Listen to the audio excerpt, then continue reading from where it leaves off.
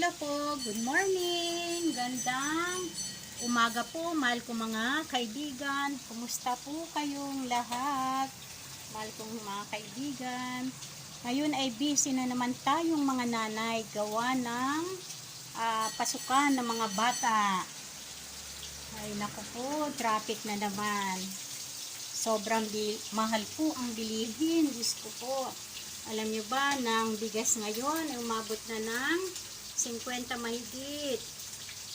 May 60, may 54, 58. Wala na yung 42, 40, wala na.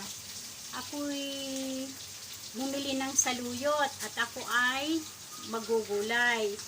Tapos, nagprito ako ng galunggong. Yan, malilit ang galunggong. Bumili po ako ng 100, yung nakatumpok na mga isda. Marami-rami na rin po yung 100. Ito po, ayan. Ayan, piniprito ko muna siya bago ako maggugulay ng kalabasa, sitaw, okra, at lalagyan ko ng saluyot. Napakaganda ng saluyot, oh. Sariwang-sariwa. Hindi ko na siya igigisa. Lutong probinsya lang. Papakulo ng konting tubig at saka pag kumulo, lalagyan natin ng bagoong. Yan, bagoong ng Pangasinan.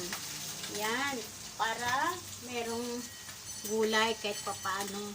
Diyos ko, hindi mo na alam kung paano mo ibabudget ang siyang pera mo. Dahil sa sobrang mahal ng bilihin. Diyos ko. Kaya ako'y natutuwa dahil senior ang aking asawa, nagbigay po ng bigas, kinuha namin. Kaya ayun, pagkakuha namin doon, meron kaming dandaan ng palengke at namili na rin kaming kahit konting gulay at yung galunggong. Mag-iingat po tayo. Alam ko na maaga kayo nagising na kamukha kong nanay dahil para sa ating mga anak na siya nating lulutuan, pakakainin, siyempre maliligo sila, ihahatid natin sila, tapos maya-maya mga bandang bago mag alas 12 ay susunduin natin na naman sila sa school. Yan ang trabaho natin mga nanay. Kaya iingatan din natin ang ating kalusugan bilang isang magulang na ina. At ingatan din natin ang ating mga anak dahil mahirap po magkasakit. Dahil po sa hirap ng buhay ngayon, sa mataas na mga bilihin, kaya tayo ingatan natin ang ating kalusugan. Tingnan natin, baliktadin natin yung aking piniprito. Ayan, piniprito ko muna bago po ako magulay kasi sasahugan natin kahit 1 piraso o 2 piraso ng isda para meron din siyang sahog na matatawag. Ayan. Yan po ang aking binili na isda. Ako'y maaga nagluto. Bago ako pumunta sa pinuntahan ko, ay ako muna'y naglinis, naglaba, naligo.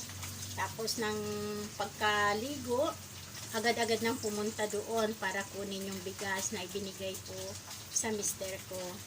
Kaya yun, laking tuwa ko dahil malaking bagay na po ito.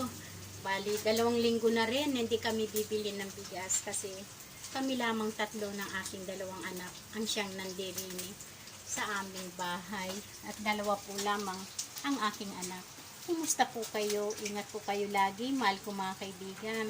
Lalo na ang mga nasa ibang bansa. Ingatan nyo ang inyong kalusugan para sa inyong pamilya dahil mahirap magkasakit lalo't nandiyan kayo sa ibang bansa. Ginagawa po nyo niyan para sa kinabukasan ng ating mga anak at pamilya natin. O paano po? God bless po sa inyo. Ingat po.